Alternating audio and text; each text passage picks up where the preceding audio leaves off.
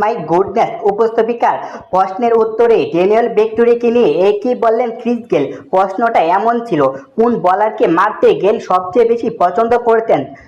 এমন প্রশ্ন শুনে গেল নিজেই একটু হাসলেন। কাকে বেছে নেব তা নিয়ে যেন অনেকখানিকটা দ্বিধায় পড়ে যান ক্রিস গেল। কারণ তার হাতে মার খাওয়া বোলারের তালিকাটা তো বেশ লম্বা। তবে শেষ পর্যন্ত যে নামটা বলেছেন সেটাও অবাক করার মতো। গেল বললেন, ও ও এত বলার যে কাকে বেছে নিব, একজনকে তো বেছে নেওয়া যায়। কাকে মারতে সবচেয়ে বেশি পছন্দ করতাম, আমি একজন বাঁহাতি স্পিনারের নাম বলবো, তার নাম হলো ড্যানিয়েল ভেট্টুরিয়া।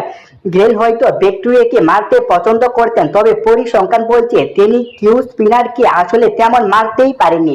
ভেট্টুরিয়ার বিপক্ষে আন্তর্জাতিক ক্রিকেটে গেল সবচেয়ে বেশি খেলেছেন টেস্ট।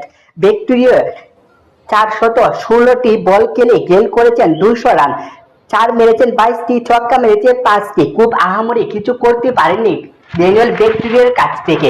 খেলাধুলা টুকটুকের খবর পেতে এনসাইক্লোপিডিয়া স্পোর্টস নিউজ থেকে সাবস্ক্রাইব করে আমাদের পাশেই থাকুন। ধন্যবাদ এভরিওয়ান।